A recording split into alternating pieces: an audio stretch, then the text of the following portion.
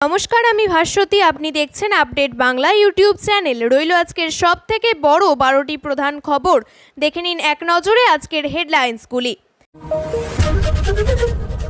সময় দল কাজে লাগাবে। আমি তো মোবাইলে ওনার ভাষণ শুনতে পারি। বেঙ্গালুরুর পথে অভিমানী দিলীপ। পুরুলিয়া এবং বীরভূমে রেকর্ড বৃষ্টি, বন্যার আশঙ্কায় জারি সতর্কতা। প্রেমের টানে 20 বছরের সংসার ছাড়লেন মামি, ভাগ্নের সঙ্গে পালিয়ে গেলেন 13 বছরের ছেলেকে নিয়ে। স্বামীর মৃত্যুর পর জামাইয়ের সঙ্গেই সম্পর্কে জড়ালেন শাশুড়ি, জন্ম নিল সন্তান। এরপর যা ঘটল তাতে চমকে উঠল গোটা গ্রাম।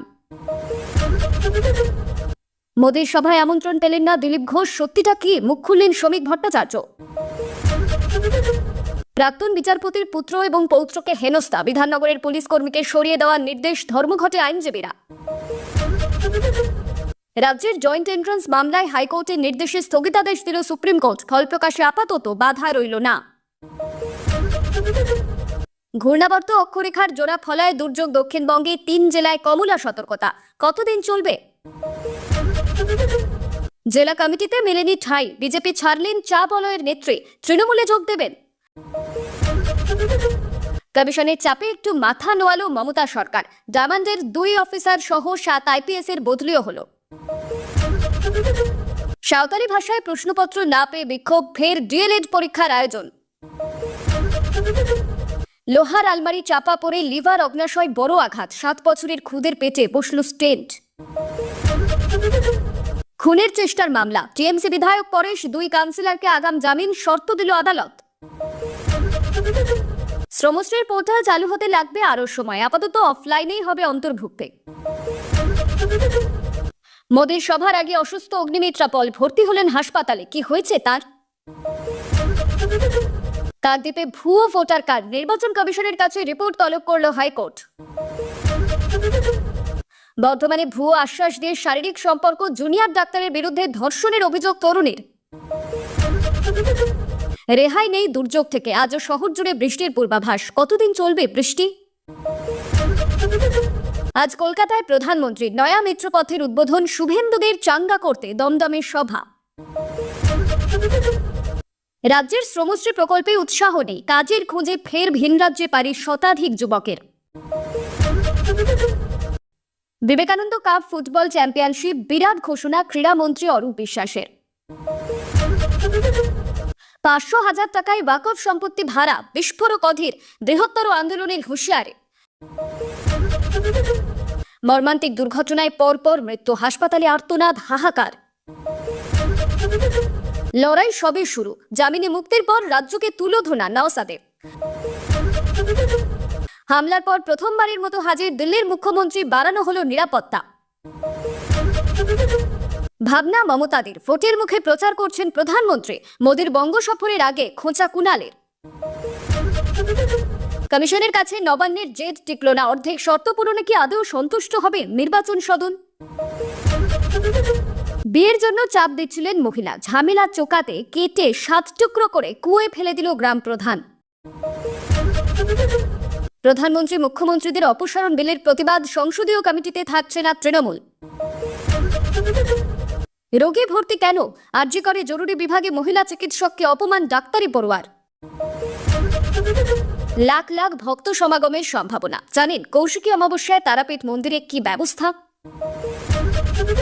অর্পিতা চিরবিদায়, ডায়েরিতে লাল কালিতে প্রেম যন্ত্রণার কথা লিখে আত্মঘাতী নদিয়ার যুবক। বোমায় উড়িয়ে দেওয়া হবে জম্বু স্টেশন, পায়রার পায়ে বাঁধা হুমকি, চিরকুট উদ্ধার বিএসএফের।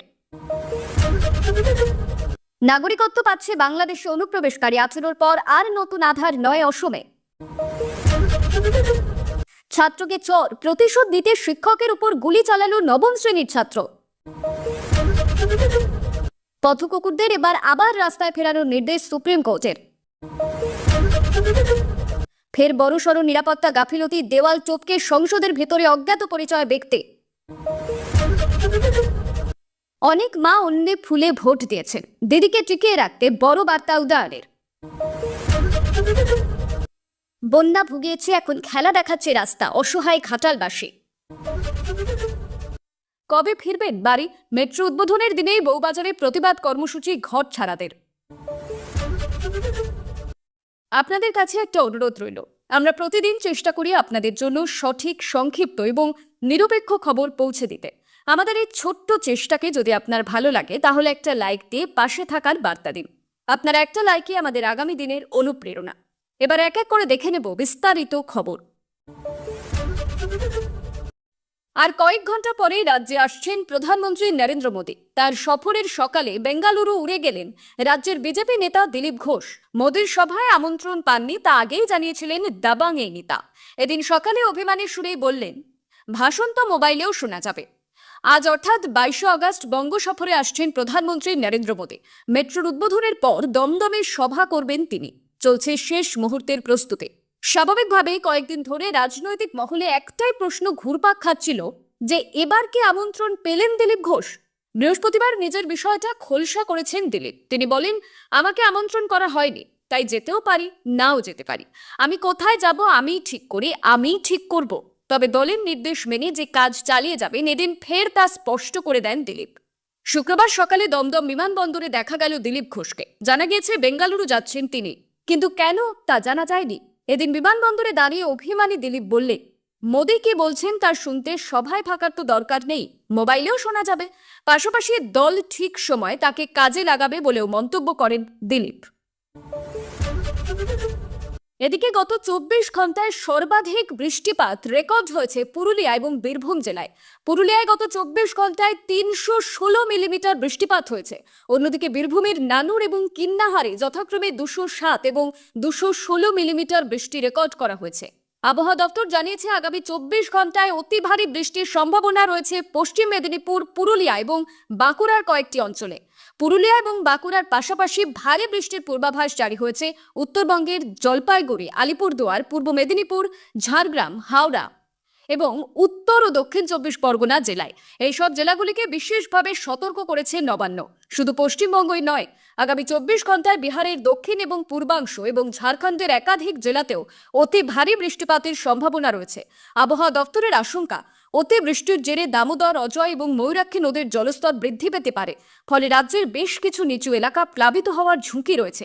এমনকি কিছু উঁচু এলাকাও প্লাবিত হতে পারে বলে সতর্কবার্তা দেওয়া হয়েছে। এই পরিস্থিতিতে বীরভূম, বাঁকুড়া এবং হুগলি জেলার জেলা শাসকদের বিশেষভাবে সতর্ক থাকার নির্দেশ দিয়েছে নবান্ন। চতুর্থ শ্রেণীর এক ছাত্রীকে বেধড়ক মারধর করার অভিযোগ উঠল স্কুলের প্রধান শিক্ষকের বিরুদ্ধে। চাঞ্চল্যকর ঘটনাটি ঘটেছে দক্ষিণ 24 পরগনার বাসন্তীর মোকামবেরিয়া প্রাথমিক স্কুলে। প্রতিবাদে বৃহস্পতিবার স্কুল চত্বরে জড়ো হয়ে বিক্ষোভ দেখান অভিভাবক সহ গ্রামবাসীরা। এই ঘটনাকে কেন্দ্র করে স্কুলে ব্যাপক উত্তেজনা ছড়ায়। খবর পেয়ে ঘটনাস্থলে যায় বাসন্তী থানার পুলিশ। পরিস্থিতি সামাল দিতে বেশ হিমশিম খেতে হয়। জানা গেছে বাসন্তীর মোকামবেরিয়া স্কুলের প্রধান শিক্ষক রতনচন্দ্র বর্মন, তার বিরুদ্ধে মারধরের অভিযোগ উঠেছে।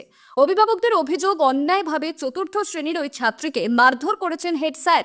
শুধু মারধর নয়, চতুর্থ শ্রেণীর ছাত্রীটি অসুস্থ হয়ে পড়লে তাকে হাসপাতালে না নিয়ে গিয়ে স্কুলে ফেলে রাখা হয় বলে অভিযোগ। বিষয়টি জানাজানি হতেই ক্ষোভে ফেটে পড়েন অভিভাবকরা। অধিকাংশ অভিভাবক এদিন স্কুলে জড়ো হয়েছে বিক্ষোভ দেখানোর জন্য। শেষমেশ বেকায়দায় পড়ে যান প্রধান শিক্ষক। তিনি অভিভাবকদের সামনে হাত জোর করে ক্ষমাও চান।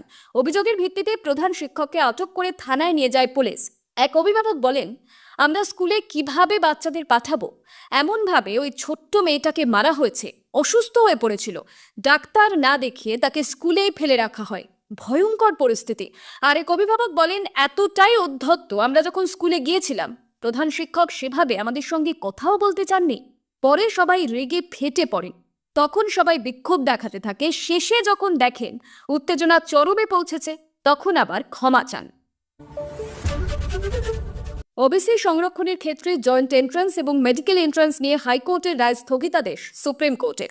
জয়েন্ট এন্ট্রান্স মেডিকেল পরীক্ষায় অন্য অনগ্রসর শ্রেণী বা ওবিসি পরীক্ষার্থীদের জন্য নতুন প্যানেল তৈরি করার নির্দেশ দিয়েছিল কলকাতা হাইকোর্ট। সেই রায় স্থগিতাদেশ দিল সুপ্রিম কোর্ট। কিছুটা কাটল ওবিসি জট। শুক্রবার 22 আগস্ট সুপ্রিম কোর্টের প্রধান বিচারপতি বি.আর. গাভাইয়ের বেঞ্চের তরফে কলকাতা হাইকোর্টের রায় স্থগিতাদেশ দেওয়া হয়। এর ফলে জয়েন্ট এন্ট্রান্সের ফল প্রকাশে আর কোনো বাধাই রইল না। মূল মামলার শুনানি আগামী সোমবার। প্রসঙ্গত গত 7ই আগস্ট জয়েন্ট এন্ট্রান্সের ফল প্রকাশ করার কথা ছিল, কিন্তু ওবিসি জটের কারণেই সেই ফল প্রকাশ হয়নি। এদিন মামলার শুনানিতে আইনজীবী কপিল সিব্বল বলেন, কলকাতা হাইকোর্ট তো সর্বোচ্চ আদালতের কোনো রায় মানছে না, যা ইচ্ছে নির্দেশ দিচ্ছে। প্রধান বিচারপতি বি.আর. গাভাই বলেন, আমরা তো ওবিসির রায় স্থগিতাদেশ দিয়েই রেখেছি। কপিল সিব্বল বলেন, আমরাও কি বলবো বুঝতে পারছি না। এরপরে প্রধান বিচারপতি হাইকোর্টের রায় স্থগিতাদেশ দেন। মূল মামলার শুনানি আগামী সোমবার। সমস্ত ওবিসি সংক্রান্ত মামলা একই সঙ্গে যুক্ত করার নির্দেশ দিয়েছেন প্রধান বিচারপতি বি.আর. গাভাই। 2010 সালের পর রাজ্যের সমস্ত ওবিসি সার্টিফিকেট বাতিল করার নির্দেশ দিয়েছিল হাইকোর্ট। এরপরেই যাবতীয় জট শুরু হয়। 2024 সালে জয়েন্ট এন্ট্রান্স মেডিকেল স্নাতকোত্তর পরীক্ষায় ওবিসি পরীক্ষার্থীদের নিয়ে নতুন প্যানেল তৈরি করতে বলেছিল কলকাতা হাইকোর্টের কৌশিক চন্দ্রের সিঙ্গেল বেঞ্চ। 2010 সালের আগের 66টি ওবিসি সম্প্রদায়ের তালিকার ভিত্তিতেই নতুন মেধা তালিকা তৈরি করার নির্দেশ দেওয়া হয়। 2010 সালের পরে ওবিসি শংসাপত্র হয়েছে এমন পরীক্ষার্থীরা কাউন্সেলিংয়ের সুযোগ পাবেন না বলে জানানো হয়। 2024 সালে মেডিকেলে ভর্তির পরীক্ষায় মামুনি সাউ সহ মামলাকারীরা লিখিত পরীক্ষায় উত্তীর্ণ হন, তবে কাউন্সেলিং এর জন্য তালিকাভুক্ত হলেও তাদের কাউন্সেলিং এ ডাকা হয়নি। ফলে কোনো মেডিকেল কলেজে তারা ভর্তি হতে পারছিলেন না। এরই মধ্যে 2025 সালের ভর্তির বিজ্ঞপ্তি জারি করা হয়। তারপরেই শুরু হয় মামলা। 2011 সালের আগে ওবিসি সংরক্ষণের নীতির উপর ভিত্তি করে জয়েন্টের ফল প্রকাশ করতে হবে নির্দেশ ছিল কলকাতা হাইকোর্টের। সেখানেই জট বাঁধছিল, কারণ রাজ্য সরকার চাইছিল নতুন ওবিসি সংরক্ষণের নীতিতে ফল প্রকাশ করা হোক। অনিশ্চয়তার খাড়া ঝুলছিল লক্ষ লক্ষ পড়ুয়ার ভবিষ্যতের উপর। আজ 22 আগস্ট সুপ্রিম কোর্ট কলকাতা হাইকোর্টের রায় স্থগিতাদেশ দেওয়ায় জয়েন্টের ফল প্রকাশে জট কাটল। একই সঙ্গে নিট এবং ডেন্টালের ফল প্রকাশেও কাটল জট। এবার কবে ফল প্রকাশ এবং কাউন্সেলিং শুরু হয় তাই দেখার। যদিও কিভাবে ভর্তি প্রক্রিয়া হবে সে বিষয়টি স্পষ্টভাবে উল্লেখ করেনি রাজ্য সরকারও। কয়েক ঘন্টা পরেই রাজ্যে 3 মেট্রো রুটের উদ্বোধন করবেন প্রধানমন্ত্রী মোদী। তার আগে চর্চায় গোটা প্রকল্প, কারণ এই মেট্রো রুটের ভাবনা ছিল তৎকালীন রেলমন্ত্রী মমতা বন্দ্যোপাধ্যায়ের। ভোটের মুখে উদ্বোধন করে প্রধানমন্ত্রী বাংলায় নিজেদের মাটি শক্ত করার চেষ্টা করছেন বলে তোপ দাগলেন তৃণমূলের সর্বভারতীয় সাধারণ সম্পাদক কুণাল ঘোষ। 16 বছর আগে রেলমন্ত্রী হিসেবে বাজেট প্রস্তাবের পাশাপাশি এই মেট্রো প্রকল্পগুলির অর্থ বরাদ্দ করে কাজ শুরু করিয়েছিলেন মমতা বন্দ্যোপাধ্যায়। অভিযোগ, কেন্দ্রে ক্ষমতায় আসার পর বিজেপির সরকার এই প্রকল্পগুলির পরবর্তী খাতের আর্থিক বরাদ্দ অনেকটাই কমিয়ে দিয়েছিল। শুক্রবার এক্স হ্যান্ডেলে সে কথাই মনে করিয়ে দিলেন কুণাল ঘোষ। পুরনো কিছু ছবি পোস্ট করে লিখলেন, রেলমন্ত্রী মমতা বন্দ্যোপাধ্যায়ের কিছু মুহূর্ত। বাংলাকে উজাড় করে নতুন রুট, লাইন, ট্রেন, স্টেশন, প্রকল্প, কর্মসংস্থান দিয়েছেন তিনি। আজ প্রধানমন্ত্রী যা উদ্বোধন করবেন সেগুলিও মমতাদের ভাবা, অনুমোদন, আর্থিক বরাদ্দ করা। এতকাল দেরি করে এখন ভোটের মুখে নিজেদের প্রচার করতে আসছেন প্রধানমন্ত্রী। বাংলার মানুষ জানেন আসল কাজ মমতাদেরই করা। উল্লেখ্য, শুক্রবার বিকেল 4:05 নাগাদ দমদম বিমানবন্দরে নামবেন মোদী। এবারের বঙ্গ সফরে মোদী মোট 3টি মেট্রো রুটের উদ্বোধন করবেন। অরেঞ্জ লাইনে নিউ গড়িয়া থেকে বিমানবন্দর, গ্রিন লাইনে সেক্টর 5 থেকে হাওড়া ময়দান এবং ইয়েলো লাইনে নোয়াপাড়া থেকে বারাসাত রুটের উদ্বোধন করবেন। নোয়াপাড়া থেকে বারাসাত পর্যন্ত মেট্রো পথ হলেও আপাতত নোয়াপাড়া, যশোর রোড এবং জয় হিন্দ এই 3টি মেট্রো স্টেশনে যাত্রী পরিষেবা চালু হবে। কালা জাদু, একেবারে অবিশ্বাস্য ঘটনায় আতঙ্কিত এক যুবকের পরিবার। যুবকের দেহে অসংখ্য রহস্যজনক সূচ, দাবি পরিবারের। এই ঘটনায় রীতিমতো শিউরে উঠছে পরিবার সহ এলাকার মানুষ। কিন্তু এগুলো আসলে কি, কোথা থেকে, কিভাবেই বা এলো শরীরে? সত্যিই কি কালা জাদু? ঘটনাটি মালদার কালিয়াচকের সুলতানগঞ্জের মধ্যপাড়া এলাকার। যুবকের নাম হায়দার আলী। জানা গিয়েছে যুবকটি মূক এবং বধির। ঘটনার কথা জানতে পেরে তৎপর জেলা স্বাস্থ্য দপ্তর। ইতিমধ্যে যুবকের বাড়িতে মেডিকেল টিম পাঠানো হয়েছে।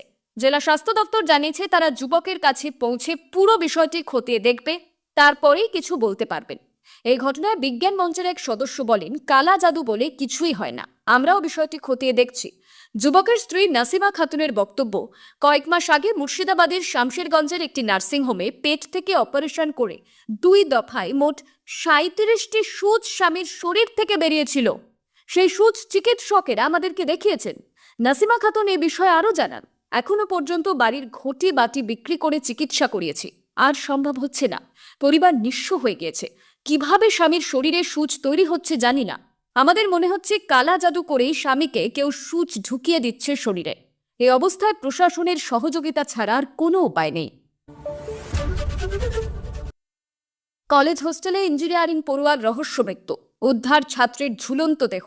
ঘটনাকে কেন্দ্র করে ব্যাপক চাঞ্চল্য ছড়িয়েছে কোচবিহারে। প্রাথমিকভাবে পুলিশের অনুমান আত্মঘাতী হয়েছেন তরুণী, কিন্তু কেন? নেপথ্যে লুকিয়ে থাকা কারণের সন্ধানে পুলিশ। জানা গিয়েছে মৃত ছাত্রীর নাম অন্বেষা ঘোষ, বর্ধমানের বাসিন্দা তিনি। কোচবিহারের একটি সরকারি ইঞ্জিনিয়ারিং কলেজের তৃতীয় বর্ষের ছাত্রী ছিলেন তিনি। সম্প্রতি ছুটিতে বাড়িতে গিয়েছিলেন অন্বেষা। রবিবার কলেজে ফেরেন। বৃহস্পতিবার রাতে ভয়ঙ্কর কাণ্ড। হোস্টেলের ঘর থেকে মেলে অন্বেষার ঝুলন্ত দেহ। নজরে পড়া মাত্রই তাকে উদ্ধার করে নিয়ে যাওয়া হয় হাসপাতালে। সেখানে চিকিৎসকরা তাকে মৃত বলে ঘোষণা করেন। পুলিশে খবর দেওয়া হলে দেহটি উদ্ধার করে পাঠানো হয়েছে ময়না তদন্তের জন্য। হোস্টেলের তরফে জানানো হয়েছে, বৃহস্পতিবার রাতে অনেকক্ষণ সহপাঠীরা অন্বেষার সারা শব্দ পাচ্ছিলেন না। এরপর দরজা ভাঙতেই ঝুলন্ত অবস্থায় উদ্ধার হয় ছাত্রী। কিন্তু কিভাবে কি হলো তা এখনও স্পষ্ট নয়। পুলিশ জানিয়েছে, মৃতার পরিবার এবং সহপাঠীদের সঙ্গে কথা বলা হবে, তাতেই পরিষ্কার হবে গোটা বিষয়টা। মেয়ের এই পরিণতিতে কান্নায় ভেঙে পড়েছে পরিবার। তারা বুঝতেই পারছে না ঠিক কি ঘটেছে।